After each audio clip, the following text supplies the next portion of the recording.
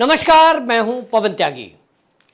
लोकसभा चुनाव में क्या किसी का भोजन कोई मुद्दा हो सकता है?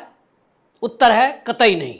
लेकिन आपको यह जान के आश्चर्य होगा कि लोगों का भोजन इस समय चुनावी मुद्दा बना हुआ है और मुद्दा बनाने वाले और कोई नहीं, देश के प्रधानमंत्री नरेंद्र मोदी हैं। आखिरकार ऐसा क्या किसी ने खा लिया जो नरेंद्र मोदी ने भोजन को मुद्दा बना लिया? तो बात मैं कर रहा हूं तेजस्वी यादव की, जो लालू प्रसाद यादव के बेटे हैं। और उन्होंने भी हाल ही में जब नवरात्रे चल रहे हैं, पहले नवरात्रे के दिन उन्होंने एक वीडियो पोस्ट किया और उस वीडियो में बाकायदा वो मछली खाते हुए ये कह रहे हैं कि चुनावी सफर में ऐसे खाना खाना पड़ता है और ये मछली खा रहा हूं और मछली खा के दिखाया। बात यहां तक अगर होती तो बात ठीक थी, क्योंकि अगर इतनी सी बात पर देश के प्रधानमंत्री किसी के भोजन को मुद्दा बनाएं तो ये तो मूर्खता कही जाएगी, क्योंकि देश के अंदर लगभग आधी आबादी नॉनवेज खाती है। तब ऐसे में किसी के मछली खाने से मुद्दा कैसे बन सकता है? बात इसलिए है क्योंकि जो तरीका इस तेजस्वी यादव ने अपनाया उस तरीके को लेकर दिक्कत है। और इसलिए नरेंद्र मोदी ने ऊधमपुर में एक चुनावी सभा में इसका जिक्र करते हुए कहा कि देखिए, नॉनवेज खाने से किसी को कोई दिक्कत नहीं है, लेकिन आप नवरात्रे के दिन अगर किसी को चिढ़ाने के लिए इस तरह की बातें करेंगे और ये बाद में कहेंगे कि ये वीडियो तो मैंने एक दिन पहले की बनाई हुई है, ये तो मैंने जानबूझकर मिर्ची लगेगी ऐसा सोचकर डाली थी। यानी वो मानसिकता, मोदी जी ने कहा कि वो मानसिकता है जो मुगलों की मानसिकता थी कि जब वो इस देश में आए, वो यहां आते थे, आक्रमण करते थे, लूटमार करते थे और किसी एक भाग पर वो अपना शासन भी कर लेते थे। मोदी जी ने कहा लेकिन वो शासन तक नहीं रुकते थे। उसके बाद वो हिंदू समाज को चिढ़ाने के लिए उनके मंदिरों को तोड़ा करते थे, ताकि इस हिंदू समाज को हमेशा चिढ़ाया जा सके। उनके शक्ति केंद्रों पर हमला किया है, हमने तुम्हारे तीर्थों पर हमला कर दिया, हमने तुम्हारी संस्कृति पर हमला कर दिया, और चिढ़ाने के लिए इस तरह का काम करते थे। जैसे हमने अयोध्या का राम मंदिर देखा कि वो 550 साल से उसके पीछे यही संघर्ष था कि कोई बाबर आया, वो लुटेरा था और उस आक्रमणकारी ने उसको, भारत के अंदर इतने मंदिर हैं, उसको कोई मंदिर नहीं मिला, लेकिन उसने अयोध्या, जो हम सब हिंदुओं का एक आस्था का केंद्र है, शक्ति का केंद्र था, उसको ध्वस्त किया। और वो भी जड़ से नहीं, राजा चाहता तो पूरे जड़ से उसको खत्म करके और जितना भी मलबा था उसको कहीं फिकवा देता, ऊपर से गुम्बद बना देता, मस्जिद बना लेता। पूरे भारत में कितनी, बाबर का राज था, कितनी महान मस्जिदें बनवा सकता था, लेकिन उसको हिंदू समाज को चिढ़ाना था। और इसी तरह से आज ये राजनीतिक दल की जो पार्टियां हैं, हमने देखा कि राहुल गांधी, प्रियंका गांधी वाड्रा किस तरह से लालू प्रसाद यादव के घर में चिकन बनाना सीख रहे थे, मटन बनाना सीख रहे थे, उसका जिक्र मोदी जी ने किया। हमने देखा कि सावन का महीना है, सावन के महीने में आम तौर पर मीट खाने वाले लोग मीट, मछली, अंडा नहीं खाते। कहते हैं जी शंकर जी का ये महीना है। और इस पूरे एक महीने मेरे ऑफिस में मेरे एक बॉस हैं, वो बिहार के हैं, मैं उनको देखता हूं कि जब छठ पूजा चलती है उस दौरान में भी वो पवित्रता रखते हैं, और सावन के महीने में वो कतई नॉनवेज नहीं लेते, और जो अल्कोहल लेने वाले लोग हैं वो अल्कोहल भी कोई लोग नहीं लेते। अब ऐसा थोड़ी कि वो बहुत बड़े धार्मिक हैं, लेकिन उनको लगता है कि हमारी एक परंपरा है और भगवान के प्रति आस्था रखने वाले लोग, कम से कम हम ये तो सोच ही सकें भाई इन दिनों में हम टच नहीं करेंगे। लेकिन कोई इसका उल्टा करे कि तुम्हारा सावन चल रहा है, तुम ऐसा मानते हो कि हम नॉनवेज नहीं खाएंगे, लो हम नॉनवेज खा के दिखाएंगे। दूसरी बार करके दिखाया, और ये अकेले नहीं है। इस तरह से चिढ़ाने वाली जो मानसिकता है, ये हिंदू समाज को, आप देखें इंडिया अलायंस का अगर आप देखेंगे, ये तो लालू प्रसाद यादव का बेटा है, एक सोनिया गांधी का बेटा है, एक इसी तरह चिढ़ाने वाला आप देखेंगे अखिलेश यादव है, मुलायम सिंह यादव का बेटा है। एक आप देखेंगे इसी तरह चिढ़ाने वालों में तो आपको मिलेंगे डीएमके के नेता, जो कि आपने देखा कि स्टालिन है, वो उदयनिधि स्टालिन, एमके स्टालिन का बेटा है। वो कहते हैं ये जो सनातन है इसको तो हम मिटा के रहेंगे, ये तो डेंगू मलेरिया है, इसको डेंगू मलेरिया की तरह जड़ से मिटा देना चाहिए। मतलब मानसिकता देखिए, ठीक वही मानसिकता जो मोदी जी ने कहा कि जो मुगलों की थी। और वो मुगल जो है यहाँ आते थे, आक्रमण करते थे, कब्जा कर लेते थे, शासन कर लेते थे, लेकिन यहीं तक नहीं रुकते थे, क्योंकि उनको पता था कि आने वाली पीढ़ियों को हम कैसे बेइज्जती करें। इसके लिए उन्होंने कई ऐसे मंदिरों पर आक्रमण किए और हमारी संस्कृति को नष्ट भ्रष्ट करने के लिए उन्होंने कई हमारे शक्ति केंद्रों को नष्ट किया। वहीं आपको बता दें तो काशी हिंदू विश्वविद्यालय, वहां का पुस्तकालय तक जला दिया था, तो क्योंकि वो साथ चाह रहे थे कि यहाँ की संस्कृति और सभ्यता सब नष्ट हो जाए। जो प्रखंड विद्वान पंडित थे, ऐसे कई मुगल आक्रमणकारी थे जो विद्वान पंडितों के सर कलम करने के बाद, ये कहा जाता है कि औरंगजेब था तो 1.25 मन जनेऊ तोलने के बाद ही वो भोजन करा करता था। सोचिए एक जनेऊ में कितना वजन होता है, और अगर 1.25 मन जनेऊ इकट्ठे किए जाएं, कितने ब्राह्मणों का वध होता होगा, तब वो भोजन करता था। ये जो मानसिकता थी कि इस सनातन संस्कृति को मिटा दो, आज ये जो इंडिया अलायंस है इसके नेताओं में ये कूट कूट कर दिखाई देती है।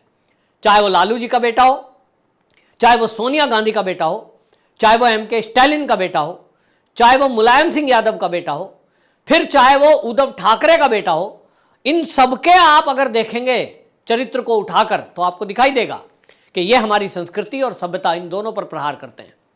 मैं देखता हूं, मैं पहले गौर नहीं करता था, लेकिन जब लोगों ने सोशल मीडिया पर डालना शुरू किया तो मेरा ध्यान गया कि हम हिंदू हैं और हिंदू समाज में किसी भी सुहागिन महिला की पहचान क्या है? उसकी बिंदी, उसके मांग में सिंदूर और गले में मंगलसूत्र।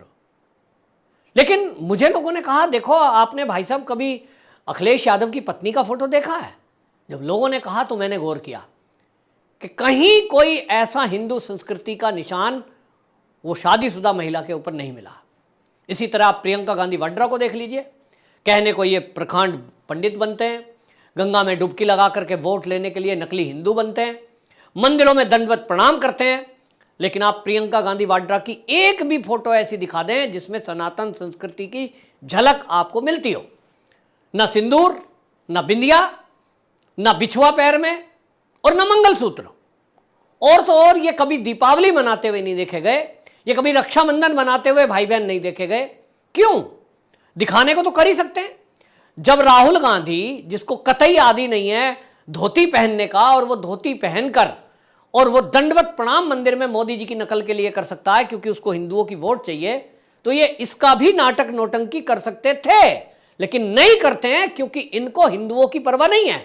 इनको पता है कि हिंदू तो मूर्ख है, हिंदू को तो हम जातियों में बांट देंगे। अभी मैं उत्तर प्रदेश से देख रहा हूं, मेरा गांव भी मेरठ जिले में है, मैं देख रहा हूं कि मेरठ, मुजफ्फरनगर, सहारनपुर और गाजियाबाद, आगरा, कुछ त्यागी, मुट्ठी भर त्यागी अपने आप को त्यागी समाज का मुखिया बताकर कह रहे हैं, साहब हम तो मोदी से नाराज हैं, हम तो योगी से नाराज हैं। क्यों? हमारी कम्युनिटी के किसी व्यक्ति को लोकसभा का टिकट नहीं दिया। बड़ी अच्छी बात है भाई, अगर लोकसभा का टिकट आपको समाजवादी पार्टी दे दे तो क्या समाजवादी पार्टी आपके हित की पार्टी हो जाएगी? क्या आपको कल को जो है कांग्रेस, राहुल गांधी ये टिकट दे दे तो वो आपके हित की हो गई?